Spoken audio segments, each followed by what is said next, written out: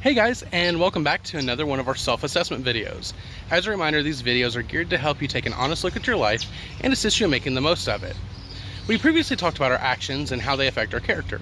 Now, in a conversation worth having about actions would also include topics such as personal responsibility, integrity, and free will. We'll cover some of those topics in some other videos, but for this video, we will take a look at freedom and free will.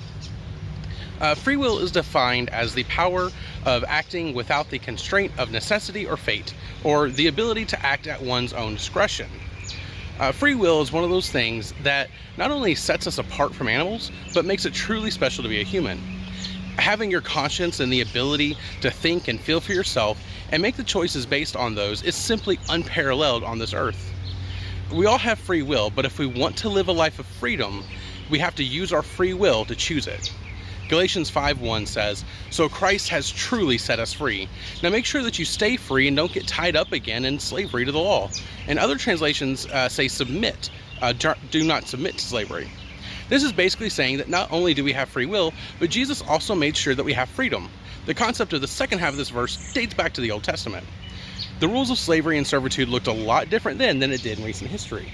But we don't have time to dive into those during this video. If you do want to know more, feel free to comment below, but I will be referencing Deuteronomy chapter 15, and I recommend giving that a read. What would happen in this time is that someone who would usually be in a difficult situation would choose servitude for a few years, typically for financial reasons such as to pay off a debt or for financial or material security. They would essentially use their free will to give up their freedom for a period of time. The rules on the time limit were pretty clear, however. This was only supposed to be for a couple of years and not a lifetime. But here's where it gets interesting. Once they had fulfilled their time of service and gained their freedom back, they could then decide it was better in servitude. There were a few reasons that would make this understandable, but this choice of using their free will to forfeit their freedom for the rest of their lives is something that was very intense, and so it was a decision that they actually had to make. John chapter 8 verses 34 through 36 says, Jesus replied, "I tell you the truth. Everyone who sins is a slave of sin. A slave is not a permanent member of the family, but a son is a part of the family forever. So if the Son sets you free, you are truly free." So do you start to see the image that Jesus is using about freedom and slavery? Both Jesus and Paul were using this idea from back in Deuteronomy.